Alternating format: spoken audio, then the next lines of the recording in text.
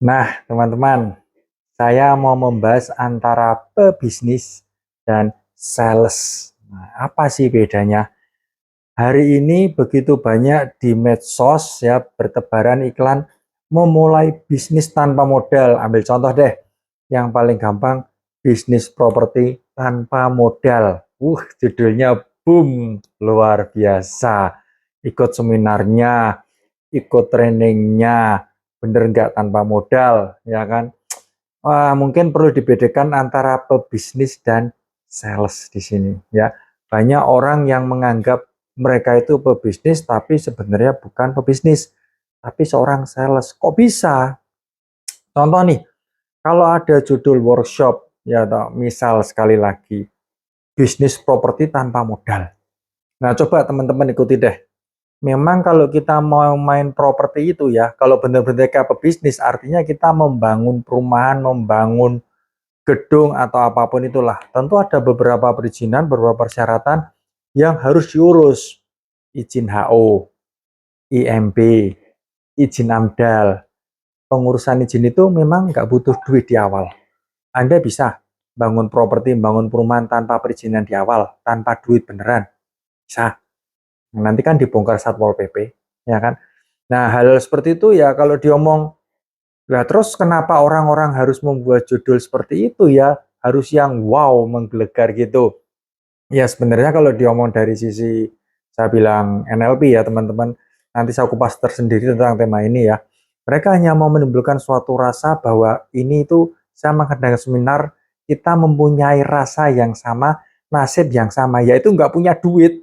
Jadi kalau senasib penanggungan, orang itu mudah tergoda, wah sama-sama kere, sama-sama miskin, ayo mau sukses. Nah, bukanya bisnis tanpa modal. Wah, menarik nih pembicaranya sama kerenya sama kayak saya. Jadi saya mau ikut seminarnya tanpa modal, tapi habis diikutin ternyata ya butuh modal juga. Nah ya jadi teman-teman harus hati-hati ya. Memang ya buat pembicara saya nggak bisa bilang ya. Memang salah satu strategi untuk mendapatkan banyak apa namanya peserta ya mungkin dengan cara seperti itu.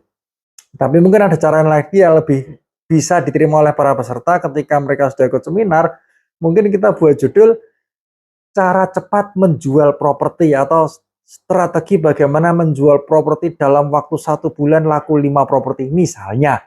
Tapi kan kalau kita ngomong seperti itu bukan pola pikir pebisnis, itu adalah pola pikir seorang broker, makelar, agen properti. Bisa sih mereka bisnis tanpa modal karena pada dasarnya memang cuma menjualkan aset orang lain dan mereka mendapatkan komisi. Nah, itu yang harus kita bedakan. Ada lagi mungkin teman-teman yang tahu bisnis multi level. Wah, sekarang menjamur luar biasa, apapun di multi level kan.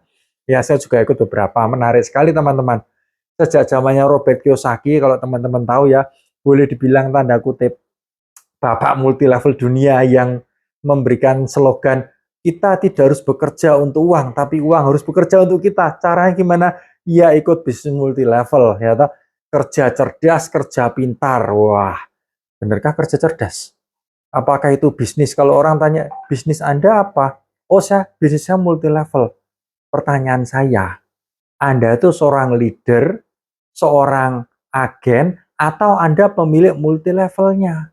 Kalau level Andanya seorang leader, seorang istilahnya agen ya untuk menjualkan produk multi levelnya, berarti itu bukan bisnis. Anda seorang sales. Kerja pintarnya di mana kalau multi level? Saya bilang multi level salah satu sistem yang baik untuk menjualkan produk dan saya pun tidak menganggap itu hal yang negatif. Banyak sekali multi level yang positif. Kenapa? Mungkin kita bisa melihat kerja cerdasnya dari satu sisi, yaitu misalnya bahwa kalau kita multi level, kita tidak perlu stok, kita tidak perlu mendistribusikan barangnya, kita tidak perlu mematenkan namanya atau haki, kita tidak perlu mengurus izin-izinnya AP2LI atau APLI atau apapun itulah. Teman-teman tinggal mencari orang, rekrut, menduplikasi sistemnya, memberikan training leadership dan sales supaya teman-teman yang ikut pada Anda semua itu bisa membantu menjualkan produknya. Nah, judulnya kan bukan kerja cerdas, kerja pintar, tapi bagaimana menjadi seorang pemimpin yang baik, bagaimana menjadi seorang salesman yang baik. Nah, itu judul yang tepat. Jadi kalau teman-teman hari ini banyak seminar atau workshop bertebaran, pastikan tanya. Saya pun nggak bilang bahwa seorang sales itu sebuah jabatan atau sebuah profesi yang jelek ya. Saya seorang sales dulunya, harus diakui. Door to door ya, jual motor, jual produk, jual apapun saya sales. Kita hidup di sini mau nggak mau, suka nggak suka, diakui bahwa hidup kita itu adalah menjual, baik menjual produk, menjual jasa, bahkan menjual diri kita sendiri untuk disukai orang lain. Jadi teman-teman nggak usah malu dengan profesi sales dan tidak perlu membungkus bisnis atau profesi sales dengan kata-kata yang wow sekali, toh ujung-ujungnya kembali ke profesi sales. Oke, itu insight dari saya malam ini teman-teman.